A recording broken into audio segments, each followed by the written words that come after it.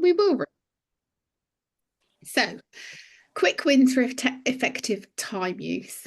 For those of you who don't know me, my name is Suzanne Pittman, and I run a business called Direct Selling Made Simple, where I support direct sellers from all companies to build and grow and scale their businesses with simple, easy tips. And I've been involved in the industry for 21 years and as an Usborne person, basically. So in 2001, I started as a partner, went on to 2014 with a successful Usborne business, then moved across and did the head office role of business and leadership development manager from 2015 to 2022.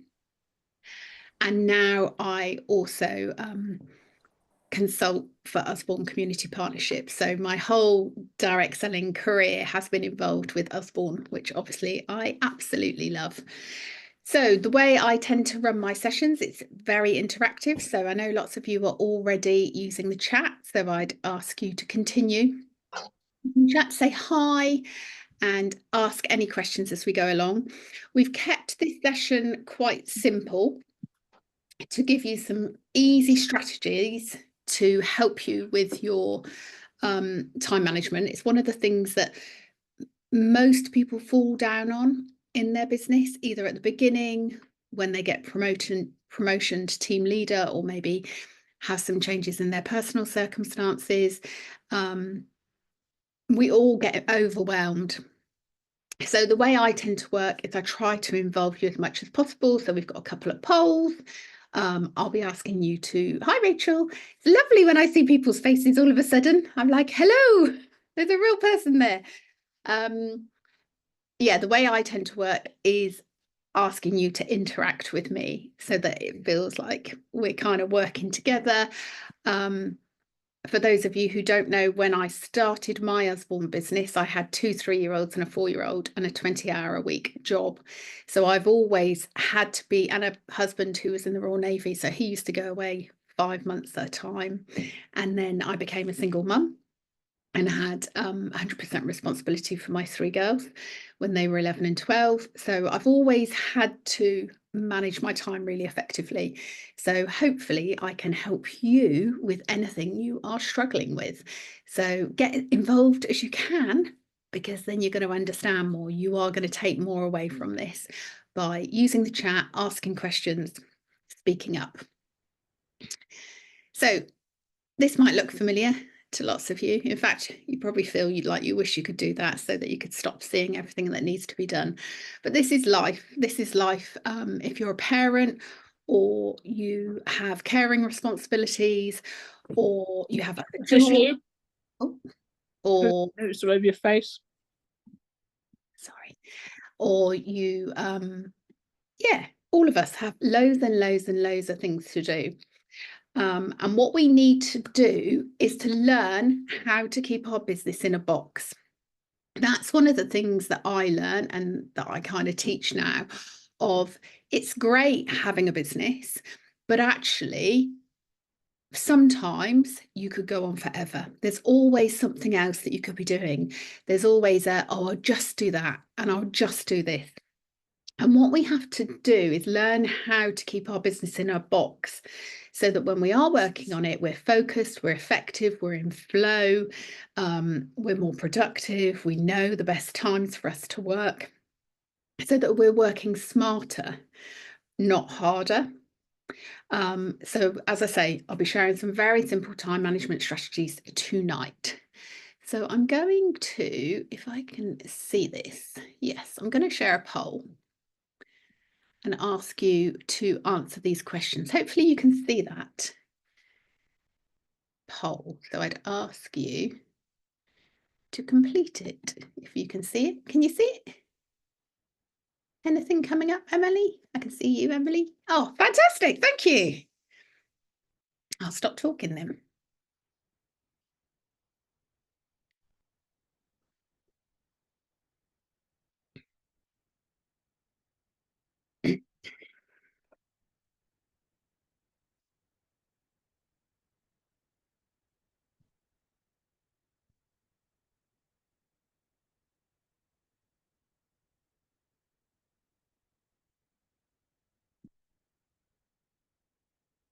wow, there's lots of you here with me. Hi, Anne. Anne can see that I'm looking at her.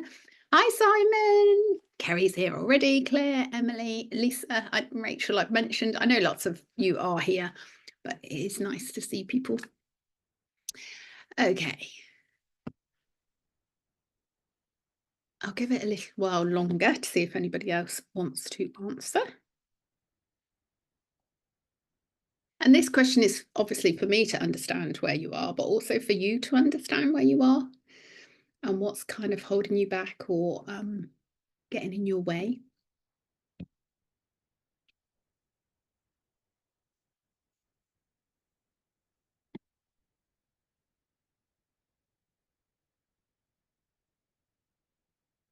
Okay, so let's have a look. So how often do you feel overwhelmed by your to-do list? Well, 14% of you said always. I'm going to write this down actually because this is good for reference. For future training, 16%. Often, 39%. That's a lot of people. Sometimes 38%. And rarely 5%.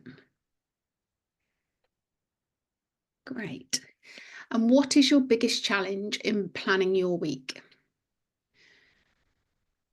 So for the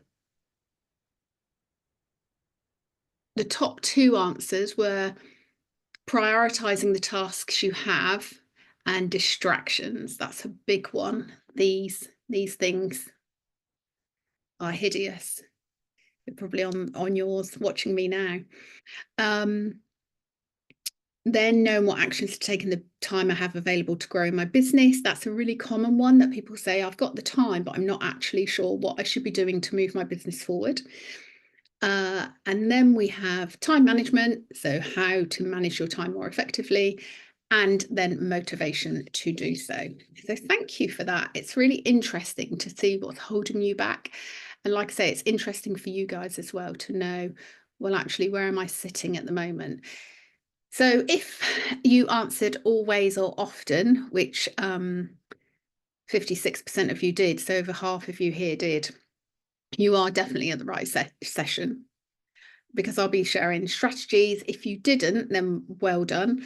And I assume you're here to pick up some tips, either for your team or to share some tips. So if you've got tips, so people perhaps who rarely feel overwhelmed, if you've got tips that you want to share, that would be absolutely great.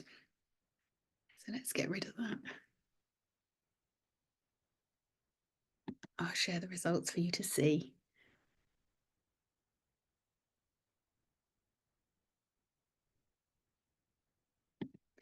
Okay, so one of the things that happens is we have things called time bandits. So they're activities that steal your Usborne time. So pop in the chat the kind of things that if you've put some time in your diary or your phone or wherever you do your planning to work on your Usborne business, what are your time bandits? What are the things that steal that time away from your Usborne business? Pop some ideas in the chat, that things that trip you up.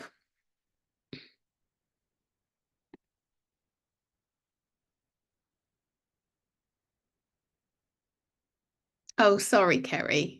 I just read that. Children, yes. Pesky kids.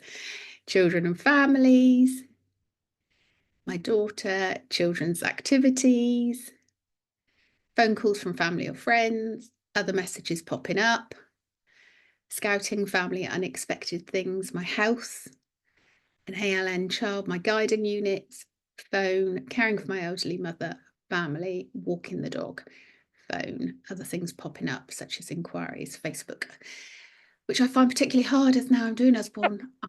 They're really on Facebook a lot. Yeah, that's a really common one because we spend a lot of time on social media for our business, engaging with audience and stuff. It can be more tricky to avoid the, they call it the infinity pool. I'm just going to stop blurring a minute. So the infinity pool that sits on your phone. So like you can see here, I've got a Facebook notification. Your infinity pool of social media is constantly filling up. There's constantly apps on your phone are saying to you, oh, there's a new offer in your co-op app. oh, there's a new Facebook notification. Someone's replied to your message on Instagram, blah, blah, blah, blah, blah, blah. And it's about understanding how we manage that. Family, animals, cake, nice one.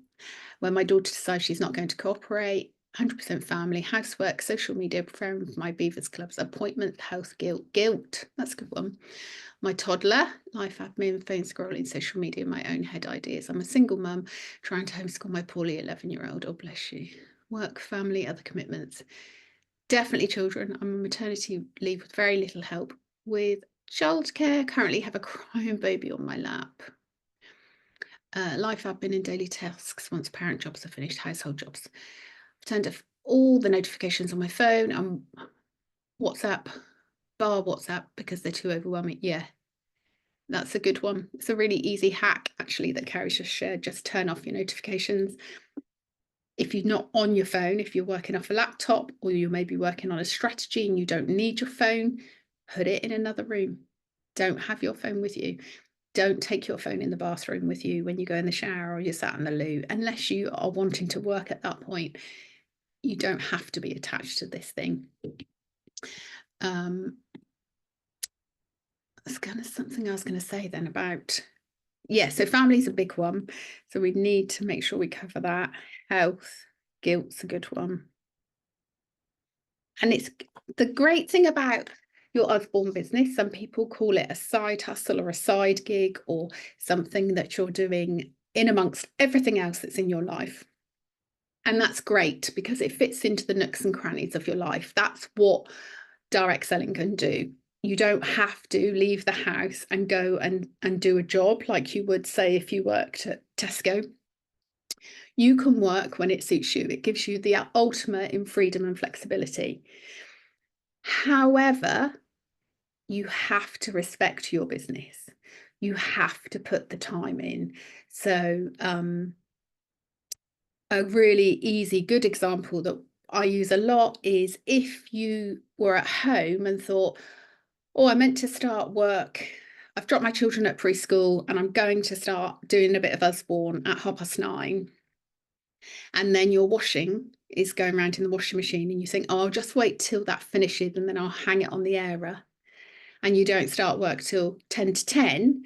If you were late for work to your boss, would you say, well, I'm late because I had to hang my washing on the airer? So one thing I'd ask you to do, this isn't on the PowerPoint, but just something I'd ask you to think about is at the end of a day when you've done some Usborne, and I know we're not all doing Usborne every day. That's not how this works. But when you are doing some Usborne, would you sack yourself or would you give yourself a pay rise? Would you be saying, well done, you've done well today, even if it's only 10 minutes? It doesn't have to be lots of time. Or would you be thinking, actually, I didn't really do anything. I just went on Facebook and I looked at a few new books. So we're going to cover some time management hacks from this book, Eat That Frog. I've used this book for about 20 odd years. It's only 100 pages long, which is great from a time management point of view because it's a very easy read. I know not all of you are going to be readers, but I'm sure lots of you are selling children's books. So if you like personal development, self-development, I'd sort of say this is a good one to have a look at. I want you to make a note of all the things that you've written down that hold you back and are your time bandits, so that we can be consciously aware of what's getting in our way when we're wanting to do some work.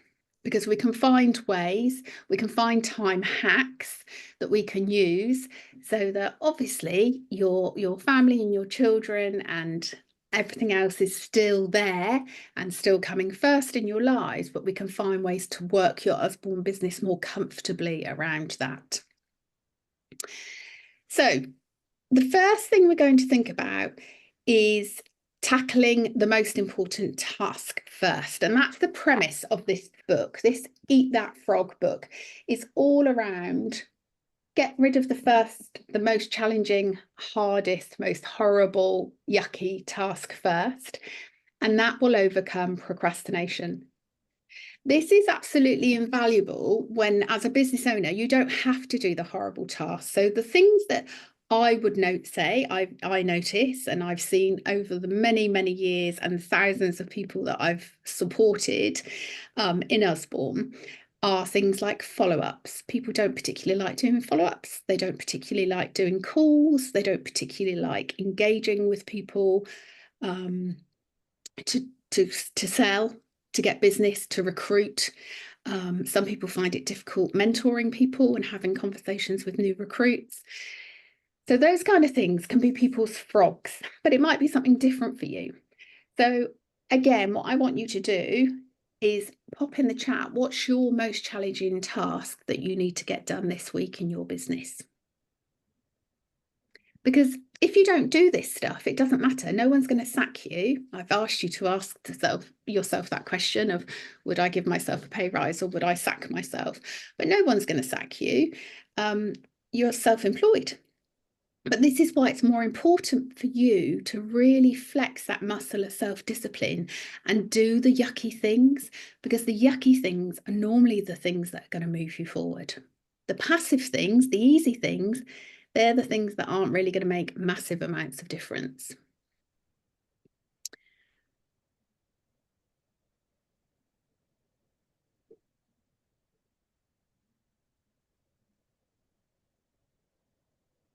Okay. Yeah, things not running to time. Yep, so you have less time than you imagined, but we can work on that, Laura. Brain fog, yeah, that's a big one. And when you're trying to manage 5 people's diaries in your head, that can get quite consuming mentally. Sometimes I'm definitely not disciplined enough. I've had to learn to say no to the fun things when I need to. Yeah. So that's about treating your business with the respect it deserves. And I'll be frank, if you want to get something out of your business, whether it's money, so you want to earn X a month, or you want to fill your child's bookcase with books, or you want to be helping your local schools and nurseries, if you want your business to do that for you, you have to respect your business by making different sacrifices. So maybe I had a leader who was a group leader, and my other leaders were promoting up to like divisional and stuff in my downline. And she said, I don't understand why I'm not getting any further. And we had to have quite a frank chat around the fact that at the time, EastEnders, it was when EastEnders was on 3 or 4 times a week or something. And she would not give up that habit. She wouldn't record it. She wouldn't not watch it. She wanted to sit down and watch that 4 nights a week at 7:30 or whatever time it was, which was prime time to be working, contacting people. And because she wasn't prepared to make that sacrifice, she didn't grow in the way that other people did. So we have to respect our business. We have to say no sometimes to the things we want to do and make the sacrifices to get where we want to be in our businesses. Lisa says, one thing I've learned quickly is I do all my housework and then spend allocated time to Usborne. That's perfect, because again, people will say, oh, my house is a mess, I just need to sort that out first. If it's not allocated and it's eating into your Usborne time, again, think about, would you say to your boss, I haven't started work because I just needed to whip the hoover around? No, you wouldn't. So start thinking of yourself as your own boss. Right, so recruiting, follow-ups, community pledge, packs, preparing for my virtual event, definitely phone calls, recruiting conversations, follow-ups, following up. Difficult conversation with an active teamie, working out how to do a quick up and down display, be able to take it each week to my rainbow brand. That's quite fun, Maria. I'd love to do that. I love doing that kind of thing. That's yeah, and set yourself a timer, how you can have the smallest box, how you're going to display it. Yeah, that would be great. That's not a challenging one. That's a great one. Recruiting and follow-ups, prepare for Christmas fairs, get a school RSR, recruiting, contact more local schools. Yeah, so most of you have got very, very similar challenging tasks. Vicky says anything that involves a phone call. Yeah. A quick tip, again, not on the PowerPoint, but when you're thinking about doing a phone call, the way to do it, couple of hints. Go 5, 4, 3, 2, 1. Do it. So have the number ready, pop it in your phone or whatever. So 5, 4, 3, 2, 1, count yourself in, make the call, already have a reward that you're going to give yourself afterwards, and stand up. So when you go to make the call, stand up and make the call, because you will feel more assertive by standing up and calling rather than sitting down. So you will come across in a different way as well. So if phone calls are something that you don't feel confident with, then definitely 5, 4, 3, 2, 1, count yourself in, stand up and make the call. Give yourself a reward. I would always challenge you to tell someone, like your upline, your accountability buddy, someone in your team, this morning I'm going to phone so-and-so and I'm going to do it by 9:30. And they can then check in on you. So accountability is a really good way to do the stuff we don't want to do. I'm a few weeks into being a partner, need to bite the bullet and not be afraid to promote to family and close friends. I prefer promoting to people. That's really interesting, Catherine, and very normal. So we call it being a secret agent. Don't let anybody know what you do. But what we need to think about is you are now a problem solver. Congratulations, you're now a partner, you're a problem solver. So you are here to solve problems for people. So think about your lovely family and close friends who you could be helping, just like you're helping people you don't know. You're not going to, if you're thinking, I don't want to be pushy, I don't want to harass people, I don't want people thinking, oh no, there's Catherine, she's going to talk to me about Usborne again. Take all that negativity out of your head that we all have. So just turn the voice down on that and focus on, how can I help them? I've got these delicious books here that I can get to them easily, conveniently. I can suggest the best titles for them, etc., etc. So don't be a secret agent. Nursery packs, blah, blah, blah. Love these tips. Good. Yeah, reward is a good one. Standing up, definitely. So Sammy, if you're fine on the phone, just do the phone. Because what you're doing, by the sounds of it, you're going, rather than going into stretch zone, so the phone calls are probably a little bit of a stretch. They are for most people, but it sounds like you're going into panic zone for the face-to-face. So if that's a step too far, bring it back to the phone calls. So Anne and Claire hold each other accountable. That's really good.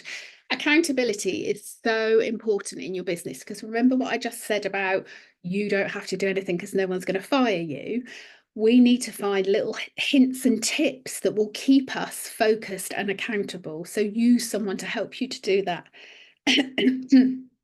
So when you think about that challenging task, and you're kind of spot on with what you're doing, the task you are doing that is challenging, I want you to always be thinking, how is this moving me towards my goal? So if, for instance, my goal this season is to become a team leader, and my challenging task this week is to sorry, I can't remember who was doing the display thing, sorting out a display, which is a great task, but how does that task get me nearer to becoming a team leader? So it might be that the person concerned is thinking, well, actually, I'm going to do this at all my brownies and guides, and the parents are going to be there at pickup time because I'm going to set up a bit earlier. And they are my ideal recruit. So I'm looking to recruit parents of brownies and guides. So actually, it does help me with my goal of becoming a team leader.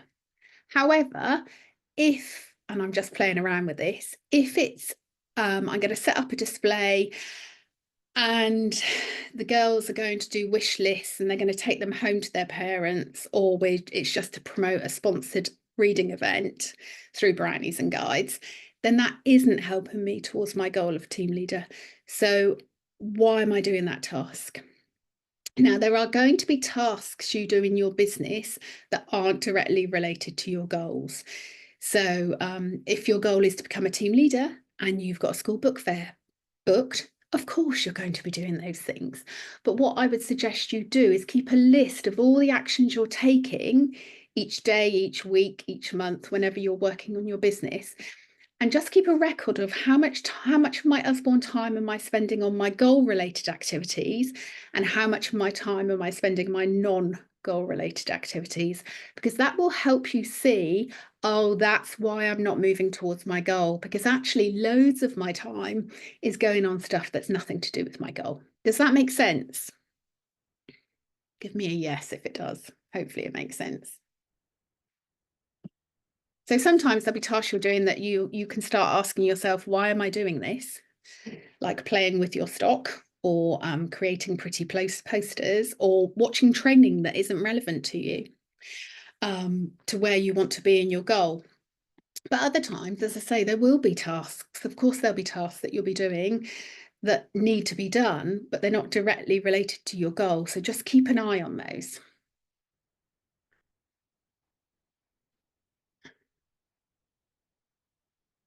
Karen says, I find writing things down and ticking them off always in green is motivating. Yeah, a good tip to add in there, Karen, is when you write them down, guesstimate how long they will take, because then when you've got those pockets of time, you can just look at your list and go, right, I've got 10 minutes, I'm going to do that one. And I know people who will write something on the bottom of the list when they've done it to then tick it off. Because you get that hit of dopamine. We need those hits of dopamine to push us forward and make us feel like, well, we are being successful. So it's, yes, I'm a step further. Psychologically, doing that exercise that you're doing is getting you nearer building your resilience, and more likely to achieve your goals. Yes, yes, yes, yes. Good, good. I've run away from my goal again. My head doesn't like it. That we need to do some mindset work on that, Claire, to get you aligned with that goal. As a team leader, but also for sales as well. So so more sharp creative. Nice. Okay, nice. So as I say, Eat That Frog works because tackling that task taps into your peak focus and energy when you first start working. It will reduce stress. It won't be hanging around in your head thinking, oh, I still haven't done it. The procrastination won't kick in, and it will boost your mood and confidence for the rest of the day, which will encourage you to do even more, because you'll be on a roll. You know, when you think, oh, I'm smashing it, and it's only 9:30 in the morning, or if you're working between, I don't know, 12 and 1 when your baby's napping, and you're thinking, yes, the baby's sleeping for a bit longer, I'm going to do some more. Eat that frog, do the most important, most challenging task first, and you will keep whipping through stuff. The next method, which is also in this book, they're all in this book, is the ABCDE method. This is such an easy method. So these are where you split your tasks down. So where Karen has her to-do list that she writes out, she would then have them written down, and then she would, some people will number them in priority order, but you can use a different method to sense check whether you should be doing all of them, rather than just writing a list and numbering it and never getting to the end of it and then starting a new list the next day.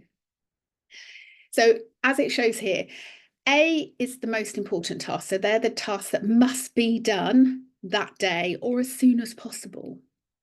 B are tasks that if you don't get it done, it's okay, but they should be done, really. You can't leave them forever. They'll eventually become A tasks. C are tasks that could be done, but they're not essential. So in my head, they're the nice to haves. D are tasks that you can delegate. So that could be something like, I don't know, getting one of your teenagers to do your Canva for you, getting one of your teenagers to do a reel for you, sort out your reel. It might be hiring someone to do your accounts when you're doing your tax returns. And E is tasks that you can eliminate, where you're going to get really brutal and think, this really isn't necessary. I don't have to do this. And yes, I like doing it, but I don't have to do it. So it might be redesigning some posters, or rechecking your boxes, or checking the out of stock list when you don't need to, or watching irrelevant training, or saying you've got a coaching call with a recruit and not putting a time frame around it and sitting on the phone for an hour. That is a complete time waster. So what I would suggest you do, if you like a list, which most people, over 70% of people love a list, is maybe try the ABCDE method and then number 1 to however many, because you'll be able to prioritize straight away. Tomorrow or the next time I touch my Usborne business, I've got to get my A tasks done. They're the ones that need to be done, instead of just going, oh, well, that's been on my list for ages, so that's number 1 now, because that number 1 task might be a C task. So I would suggest you use the ABCDE method. Does anybody use that? And if you did, what could change for you? Is it something that you think, oh, actually, that could work for me?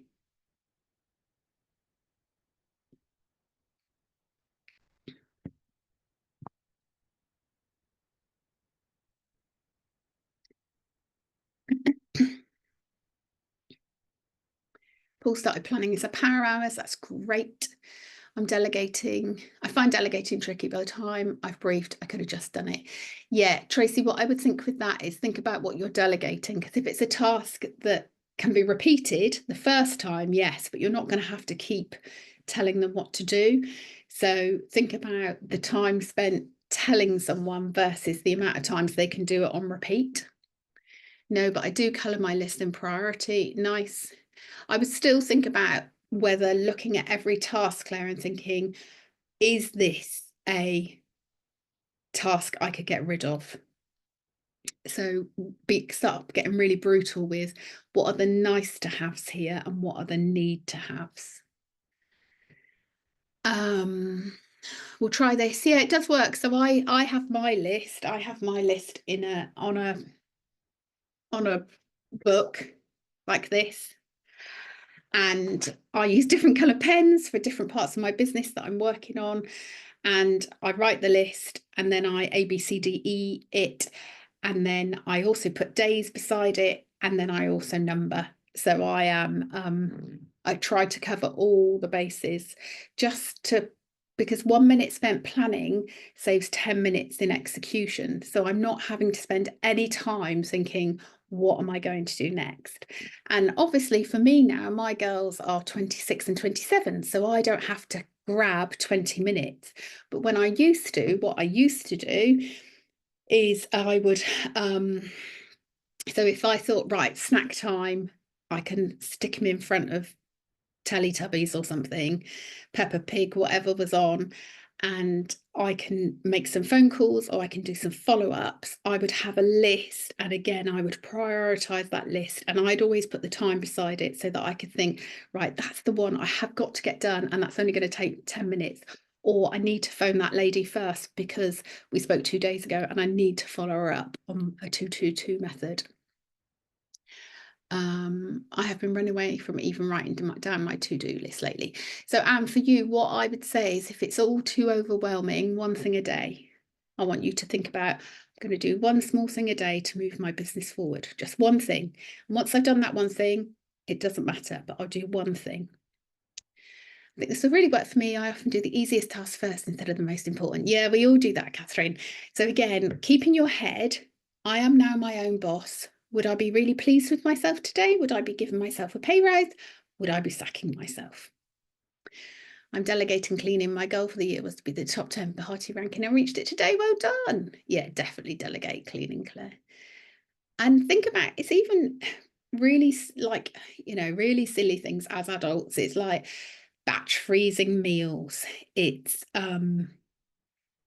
thinking with, if some people will say we cook from scratch every night, that's obviously everybody's choice, but think about ways that you can think, right, we'll just have the same thing in a different way the second night. So the whole bolognese chili type vibe, or not bathing the kids one night and they just have a wash and go to bed. It's just finding ways to cut things in a different way, because the more we do, the more we do. I remember with my sister-in-law, she used to hoover 5 times a day.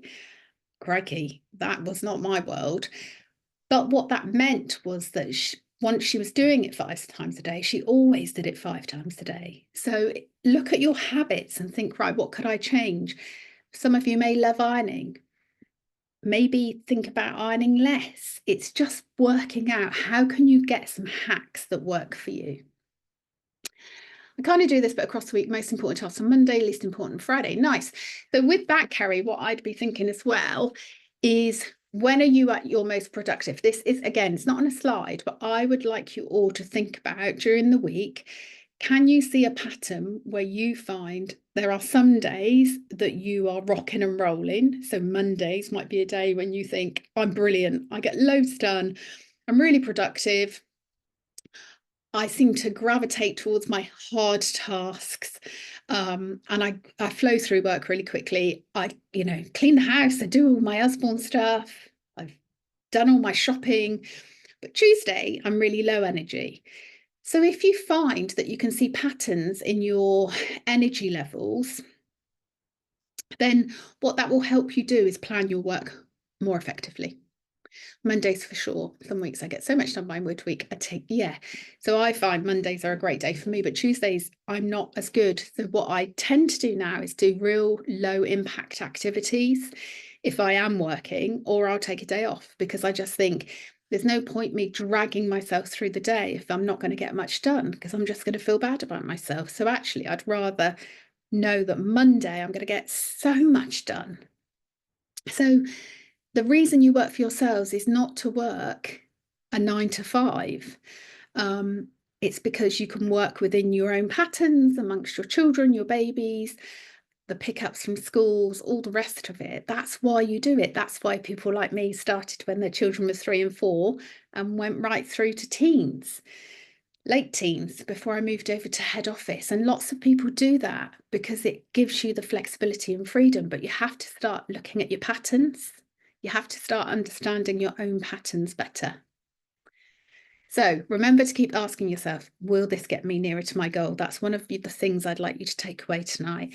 When you're working on an action in your business, have a little post-it up. Will this get me nearer to my goal? And if it isn't, keep a separate list. Then see at the end of the month how much time you've spent on your goal activities, how much time you spent on your non-goal activities, so you can start understanding what's going on with your business. So the next thing I want to talk about is time blocking. Who time blocks? Pop in the chat whether you time block or not.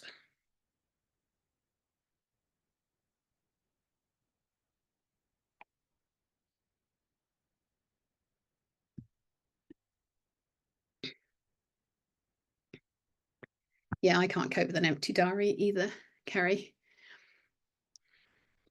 I find I'm most productive in the mornings. Karen, by afternoon, so Karen, that's great. So I work better in the morning, so I do those really frog tasks, those challenging tasks in the morning. And then if I can't do anything in the afternoon, I can't.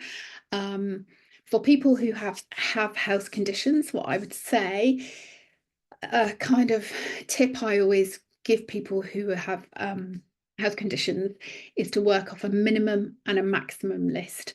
So write your minimum list for the week. So if my health's really low, I can do something, but not a lot. What's the minimum that needs to get done? So those A-type tasks. And then the maximum list is the perfect world. My health is really good. My energy is high. What's my maximum list? Then always work from your minimum list. And then if you want to move over to your maximum, you can. But again, this is about the psychological part behind it, of knowing I am moving forward. So like mentioning to Anne about one small thing, when I rebuilt my business after I'd had to kind of leave it for a while when my marriage broke down, and I sort of had to start from a team leader level again, I'd lost a lot of confidence. So I used to do one thing a day, one baby task. And I've done that with leaders before, just one baby task to get done that day that will move me forward, because it's all about the small, consistent steps.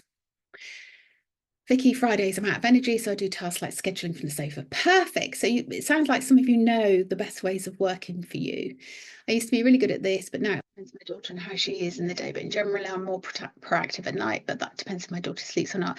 Yeah, so when you have small children, I would suggest the best thing to do is to really look at keeping that list. So have it somewhere where it's almost with you on your phone is probably a great idea if you have your phone with you all the time, so that when you can grab 10 minutes, if she's having a nap, you know exactly what you're working on. Because what can happen is, because it's such small amounts of time when you've got very young children or babies, you spend that time thinking, I just don't know what to do because there's so much I could be doing. And then they wake up again and the time's gone. So really have that very effective list. No, I do now. Game changer. Good. Yes, when I've got the time. No, I used to do this. I get obsessive with this. Nope. Nope. Me, everything goes in my diary, my weekly planner. Oh, I don't have an answer for that. Is there something else I can help with? go away, Siri. It's okay.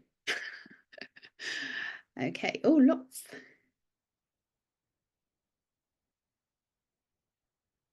Just reading your messages. Okay, great.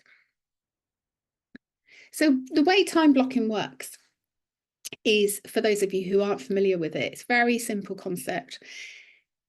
These different colours might relate to blue might be time for children, then it's a bit of social media, then it's a bit of gym, then it's a bit of recruiting, then it's a bit of shopping, then it's back to children. So what we do, we're like picking stuff up all the time. And what tends to happen is people will say, as their businesses get bigger, I don't think I can do this because I feel like I'm not spending enough time with my children or my family, or I don't get any time for me. And it's because they're not time blocking. So what we want to do is to time block chunks of time, which is where we're allocating specific blocks of time. So what you would do is you'd be saying, right, first thing I'm going to do is block in 7 till 9 is family time, because I'm getting my kids ready for school or I'm getting myself ready for work and I'm out the door. And then if it's an Usborne day and you're thinking, actually, I'm going to do some Usborne, that block there, rather than doing a bit of recruiting, a bit of sales, a bit of content scheduling, sorting through your stock, you would just spend that time on recruiting. And then this time might just be sales. And then this time might be when you go to the gym. So you allocate the time according to a block to get you into flow. And flow is so important. So time blocking, I wrote something down earlier that I was watching a training. It can boost productivity by between 20 and 30% on any other methods. It's one of the most effective ways of managing your time. So it reduces decision fatigue of what shall I do next? What I was talking about earlier. I don't know what to do. I don't know how to spend my time. I just won't do anything. Enables you to see really clearly, I'm getting decent chunks of time with my family. I'm getting decent chunks of time for my own self-care. I'm getting decent chunks of time for my hobbies. So you can, because it's visual, you can see really easily how you're planning to spend your time. Anybody know what 23 minutes and 15 seconds relates to? Give it a guess. What am I referring to? What happens at 23 minutes and 15 seconds? Why is this important? Sorry, use colours in your diary. Yeah, so take it a step further, Sarah, because you're already seeing, which is great, how you're spending your time, but take more control by blocking out the time. Yeah, I would also say, from time blocking point of view, I used to time block in my business. I used to when I did the business development role as well, but it was a bit more tricky then. But when I had my own business, I would, because if I knew I was doing follow-ups for recruiting, it was really easy because I would get into flow really easily. Or if I was doing sales calls or customer care. So if I was following up with customers to see if they were happy with their products, because you get your patter. So you become more effective. There's much less brain fatigue because you're not having to think, I've gone from a recruiting conversation to someone who wants to be a team leader, to someone who's just had their first book fair, to someone who wants to book a book fair. You're not having to shuffle your brain around amongst all those different things. You're just doing the same tasks over and over. That makes you much more effective and far less brain fatigue. Attention span drops. How long a 15 machine? I wish my washing machine did a 15-minute cycle. Yes, Vicky. So it takes, yes, Anne. So basically, if you are in the middle of a task and you are focused and you get distracted because you see something flash up on your phone, you've got a WhatsApp notification. So since I've been on this call, I've had 2 Facebook notifications, 2 WhatsApp, and an email. So if I had kept looking at my phone in the last 30 minutes since I last picked it up, I could have interrupted myself 5 or 6 times there. It would then take me 23 minutes and 15 seconds to get back to where I was before I lost concentration or focus. So that's why we become less effective. And that's why we feel like we're not getting anywhere. So again, something for you to take away, 23 minutes and 15 seconds. Every time you are interrupting yourself or you are being interrupted, it's going to take 23 minutes and 15 seconds to get back to the place you were at before. That is horrifying. So that's why it's really important for us to have these sort of 10-minute tasks that we can work through that we'll be moving on to in a minute, because I know for lots of you, you're working with small snippets of time. So we really need to get on top of, I'm going to make every minute count. So this is how to time block. As I've mentioned, I've already gone through this. So block out your personal tasks first, then block in your times for your business tasks.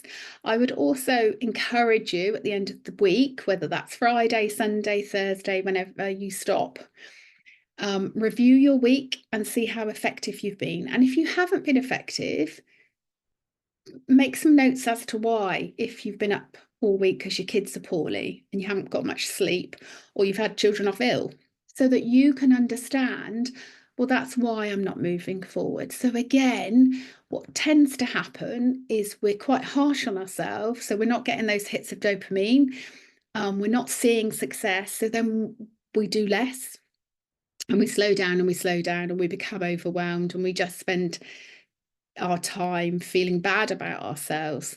So what we need to understand is, if we understand how we're feeling and how we're spending our time, we can look for those pockets of energy and cut ourselves some slack when maybe things don't go according to plan. So the pizza method, again, this is in the book, really easy. It's where you take a big task and you cut it into slices. So what I want you to do is tell me, if you were arranging a school book fair, how would you break it down into 6 slices? So you're doing a school book fair, that's a big pizza, isn't it? That's a big task. So we're going to slice it up into different parts. So give me 6 things you're going to do if you were adopting the pizza method in your business.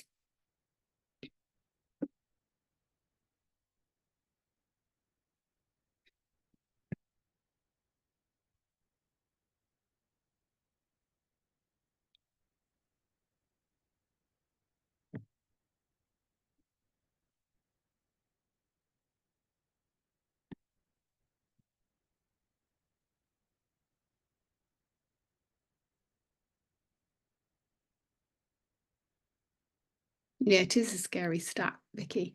Brain shuffling is very draining, especially if you're struggling with brain fog too. Yeah, it really is. We deplete ourselves.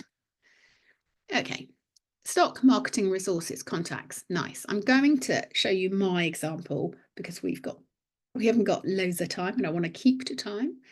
That's 4. Yeah. So Here's 6 different things. If you were running a school book fair and you thought, oh, it feels really overwhelming, it's a really big task. I need to create different slices of it.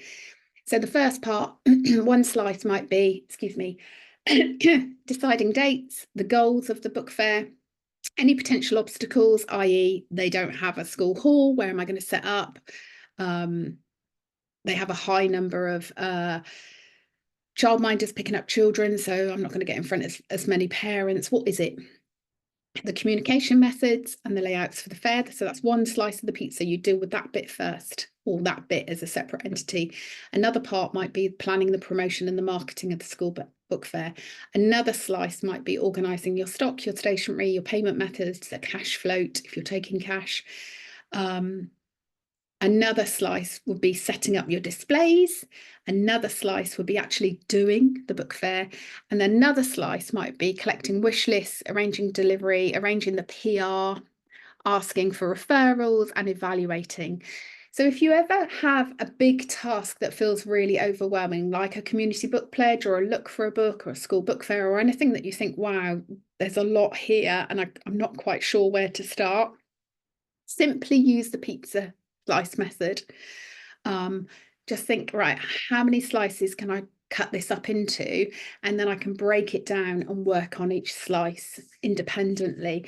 Again, you will get those hits of dopamine because you'll think, I'm moving forward, instead of thinking, wow, there's so much to do here. I don't feel like I feel like I've worked for 2 hours today and I've not got anywhere.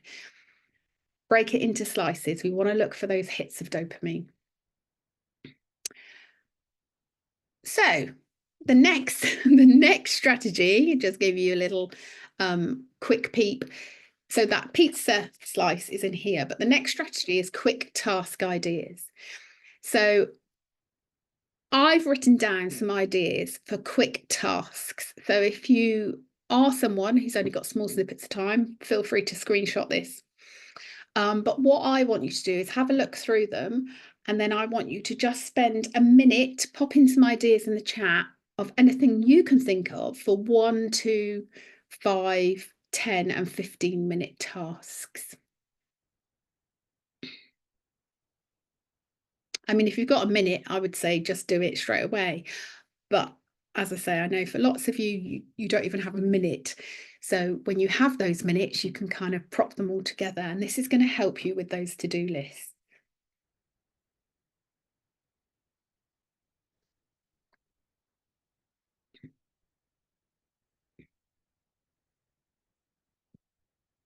So any quick task ideas that you can think of for you or your team?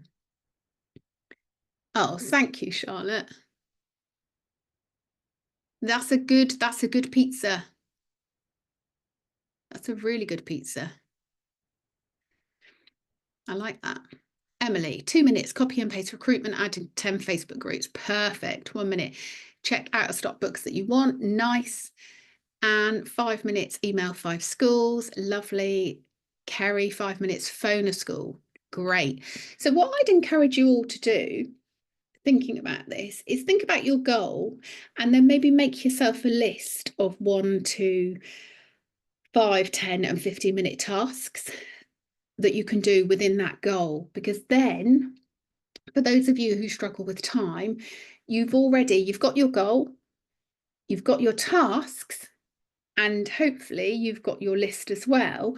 So you will know, right, my baby has come for a nap. I know I've got a minimum of 5 minutes. So what can I get done in those 5 minutes? I know what my goal is, and I know the tasks I could be doing to get me nearer to that goal. So which of those, how many 1-minute tasks can I get done? How many 2-minute tasks can I get done? How many 3-minute tasks can I get done? 2 minutes, find and post a book pick. Nice. 2 to 3 minutes, copy and paste emails to send out to school nurseries. Love that. 5 minutes, do a Facebook Live. Yeah. And again, what I would always do is, say you're cooking the tea and you're stirring the bolognese again tonight. I would always be writing stuff down or having my phone with me all the time and putting stuff in my notes so that I don't forget. So whenever I think of an idea, I would pop it down so that when I've got that 5 minutes to do a Facebook Live, I've already got the referral to go to know what I'm going to be talking about instead of thinking, oh, I could do a Facebook Live. What shall I do it about? And then the 5 minutes is gone. Remember the 5, 4, 3, 2, 1. 5 minute search for upcoming events, fairs, nice. And that's a great one, Sammy, for in the evening if you're sat watching Netflix or whatever you're watching. Those kind of passive activities we can do when it's kind of working when you're not working. So I would always call them non-working events, really, because you can do that. You can go on Stall Finder, you can go on Facebook groups, you can post in groups. You're not really having to concentrate very much. It's not like you're having an engaging conversation with someone. 10 minutes live to interact with your community. Love that. 5 minute live on a high price book. Nice. So you'd be really, again, so with that, Claire, I'd be thinking, right, before I do it, I need to know what problems that book's solving. So what are the benefits of that book? So that might be something you're writing down on your phone when you're sat at your child's gym lesson in the car. Remember those days? Or sat in a sweaty swimming pool watching your children. Remember those days as well. Um, just writing notes on your phone or a notebook or whatever you like to use so that you've got all your information ready. So you're not wasting the time thinking, well, I could, but I don't know what I'm going to talk about. And by the time I write the benefits down, the 5 minutes is gone. And I've either procrastinated, talked myself out of it, or literally I don't have any time left. Facebook Live doesn't seem, yeah, don't feel right. Emily, so your challenge, I want you to think about a Facebook Live, just like chatting to someone if you're at a face-to-face event. You wouldn't think I need to prepare for a 5 minute conversation with someone at a face-to-face event. So if you're going on to talk about a book, as long as you know the book, i.e. the problems that book is solving, what the benefits are, just go with it. The more lives you do, the more natural you will become. No one is expecting you to be a newsreader. They want you to just be you because that's what people buy into. People buy people. That's what's going to make you stand out. The fact that my study door opens and closes on its own because the dog keeps walking in and out, that's part of what people know me for. So that's okay. So it's all around your kind of the messaging you're giving. So don't overthink it. Don't overthink it. Do more lives. That's what I want you to do, Emily. 10 minute scheduled task, 10 minute scheduled post. You can break down the task of Facebook Live into what you're going to say. Yeah. So again, if you've got 2 minutes when you're doing something else or you're sat watching whatever on Netflix, just write yourself some notes, but make your tasks more effective. So you've got some great ideas there for your task ideas. I like that. Thank you. So which task, we're on time. So which time management strategy are you most excited to take away and implement? Please pop it in the notes, in the chat, and then we're done. What's your top takeaway?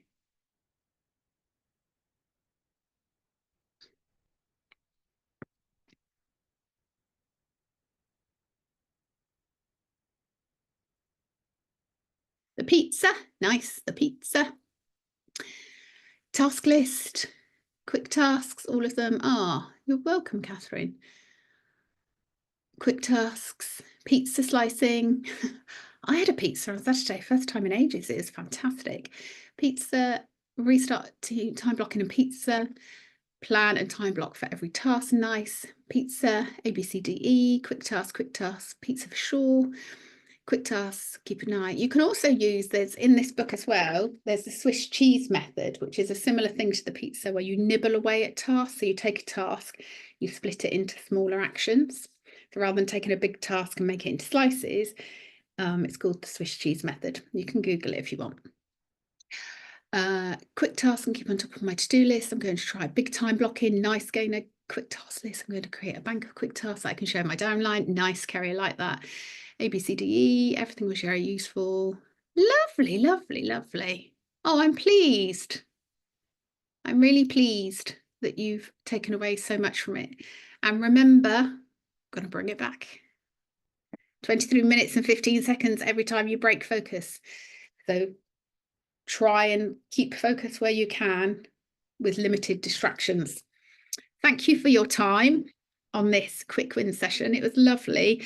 You were so chatty as well. You've really engaged in this session, so I appreciate that so much. It makes it my job so much easier and far more enjoyable. So thank you very much, and I will catch up with you all very soon. Bye.